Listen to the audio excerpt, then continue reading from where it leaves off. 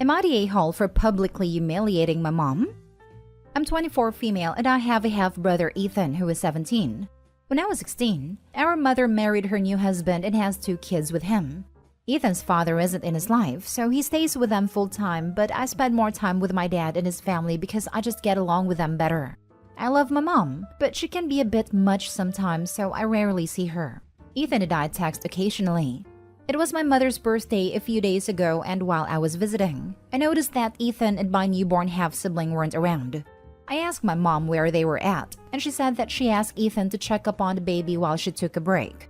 We were all in the backyard, by the way, which is massive. But yeah, okay, no biggie. But sometime later, I still couldn't find him, and so I went to Ethan's room and found him rocking the baby while she's inconsolable. And is crying too, because she won't stop. There were diapers and baby formula everywhere, and he was saying that he tried everything but she won't stop. I managed to calm them both down somehow and asked Ethan why he didn't just call someone for help. He said that he's usually good at this, but mom makes him take care of the baby all the time, so he just panicked.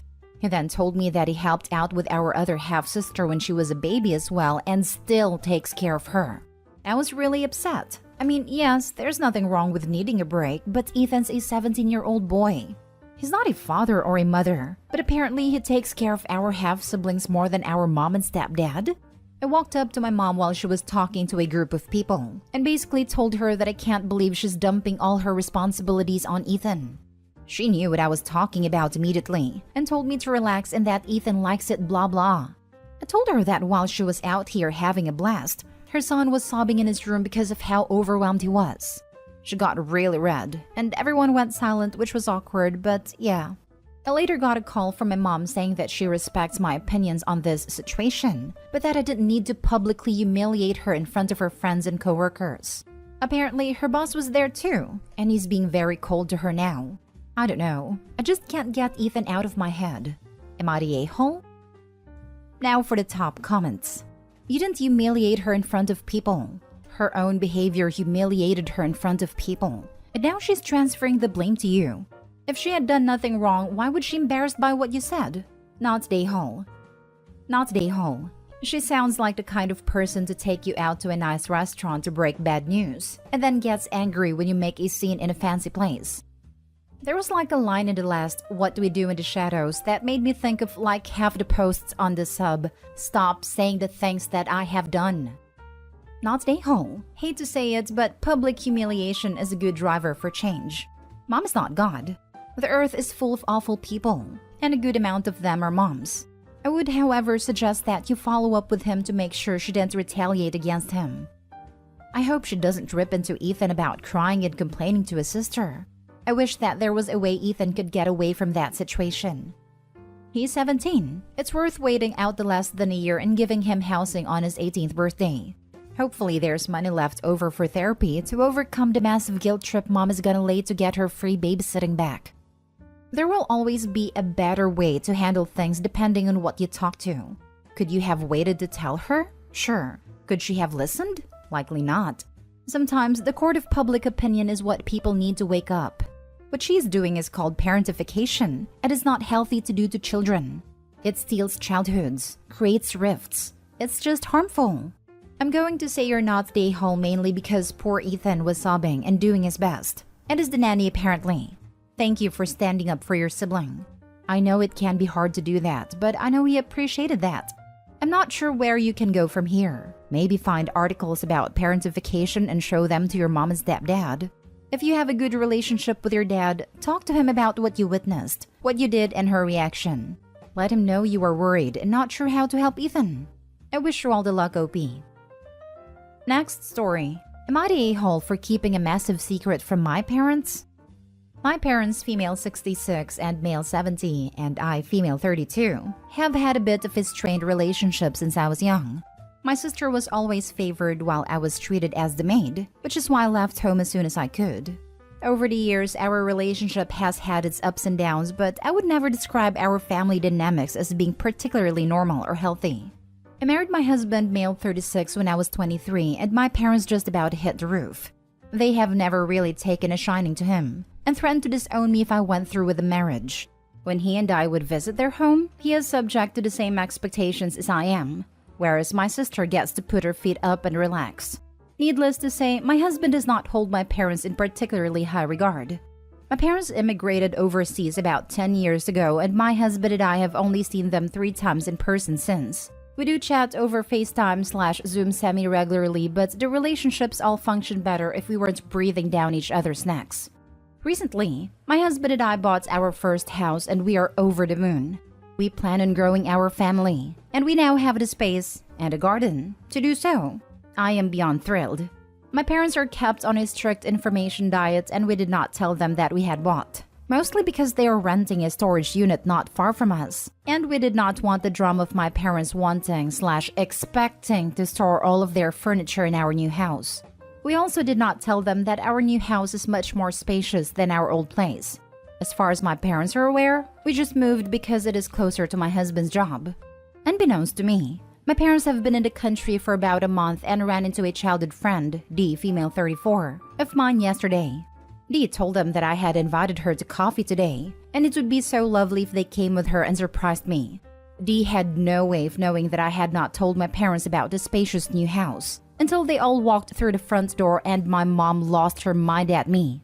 The main points from my mom's yelling was that our relationship has been good recently, so how could I have kept the secret from them? That my husband and I were selfish to have all this space with no regard for the fact that they are renting a storage unit, and that my parents are hurt I don't include them in all parts of my life.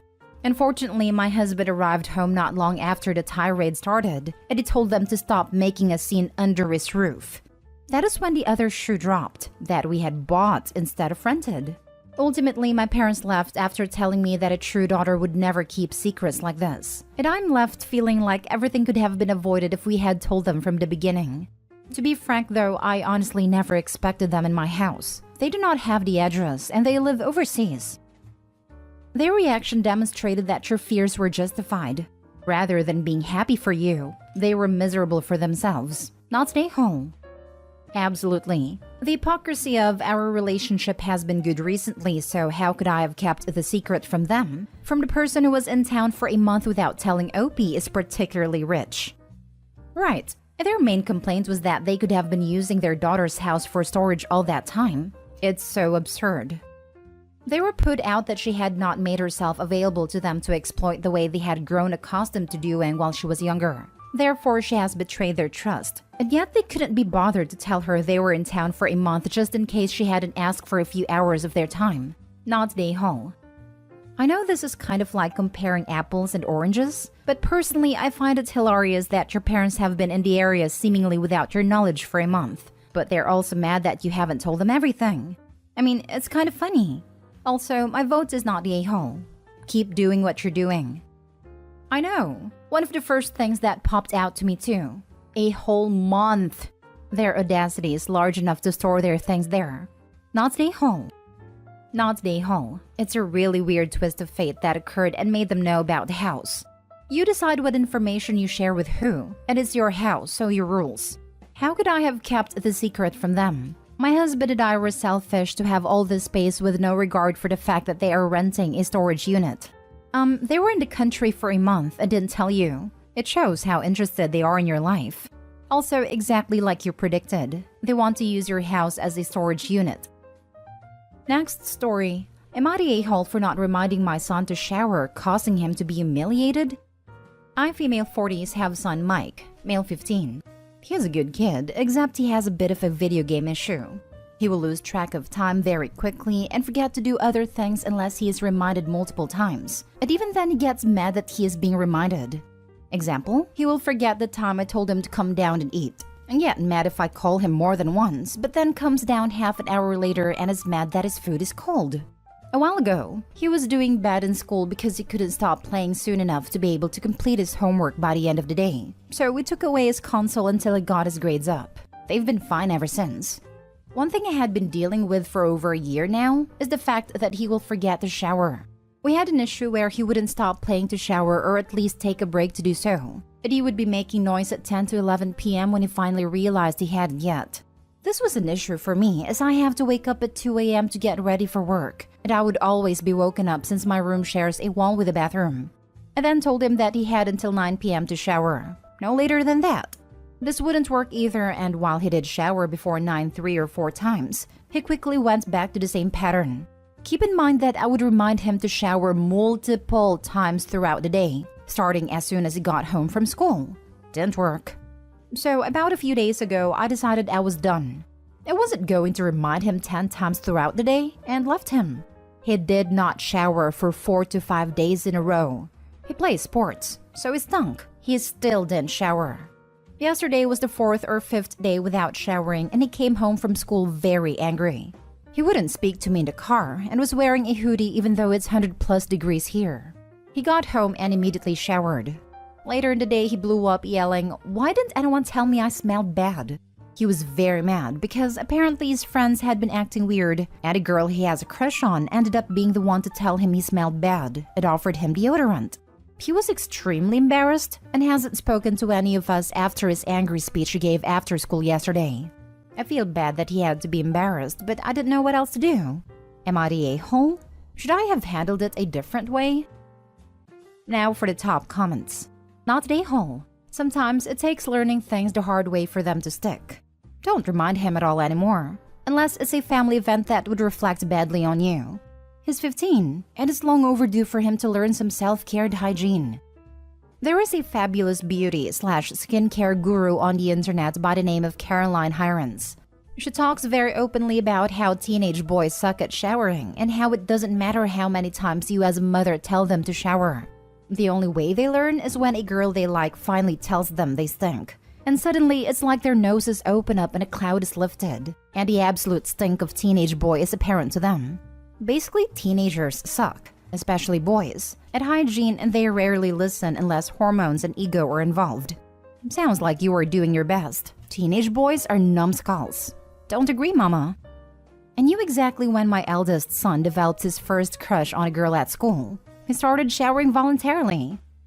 Not the a-hole. Your son just learned what consequences mean. If you don't shower, you smell bad. And if you smell bad, a pretty girl won't like you. His priorities are messed up. Let him learn a few life lessons. It isn't your job to remind him of things he already knows he should be doing. Lock up the gaming system. He gets X amount of time gaming after he's eaten, showered, done all his homework, and any chores you deem appropriate. Although I'll bet he never forgets to shower again. He caused himself to be humiliated and is acting like a 3-year-old. Not the a-hole. Absolutely agree with you. Gaming is a privilege, not a requirement. Also, please don't insult 3-year-olds. I have 2 grandsons around that age, and they already know that watching their tablets or TV are rewards while picking up toys. Putting away clothes and bathing come first. Last story. Am I the a-hole for not wanting to buy my neighbor's groceries? We just had a woman, mid-20s, and her daughter 9 move into the apartment across the hall from us. The day the woman and her daughter moved in, she got on Buy Nothing, Nextdoor, Facebook Marketplace, and really any other neighborhood buy/sell/giveaway group asking for furniture, baby supplies as she's pregnant, and clothes and toys for her daughter. Her daughter went to the same summer camp as my kids, 9 female and 11 female, and after she started there, they conveniently had a food drive for their disadvantaged campers. My kids have been going there since they were 3 and they've never had a food drive. Then, when school started, she got on the parent groups and asked if anyone would be able to drive her daughter home from school and watch her for an hour until she gets home. No pay was mentioned. My husband pressured me to say yes, because she's friends with our girls, and she's in the same class as our younger daughter, so they can do homework together. That hour turned into 2, and she started having dinner with us almost every night. Then a girl told my husband she doesn't think her mom is eating when she has dinner with us. That day we had a lasagna big enough to feed all of us twice, and he sent the leftovers home with her. Then he started to send all of our leftovers home with her, along with clothes our daughters grew out of, toys they don't want anymore, and he started to buy extra groceries for them. He didn't get anything expensive, just things like milk, eggs, store-brand cereals, fruits and vegetables, and sometimes meat. It started adding up to an extra $40 to $50 a week just for them. He also started helping them around the house. I eventually told him to stop sending the leftovers home because I take them for lunch. And sometimes the kids also take them, so not having the leftovers is costing us extra money. Plus, the $40 to $50 a week should be spent on our family, not the woman across the hall. He said we can afford it and they need it much more than we do. And I said we already do more than enough for them, acting as a free daycare for her and giving her daughter dinner 5 days a week. He called me selfish, jealous, and cruel, and now I want to know if I'm the a-hole.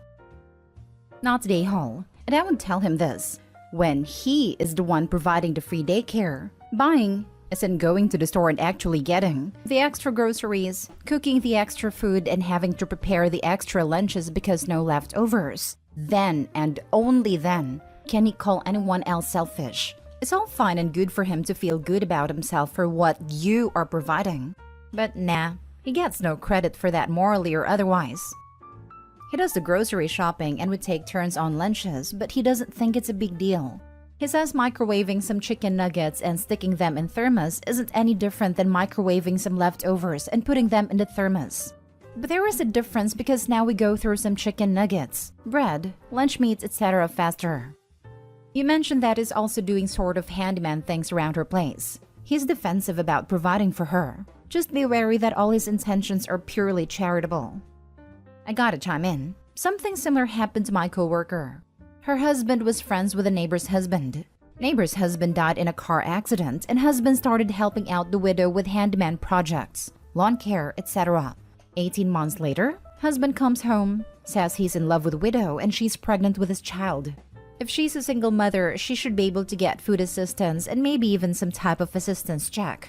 My sister 52, my nephew is 20, they both work, and get SNAP benefits. No disabilities or health problems.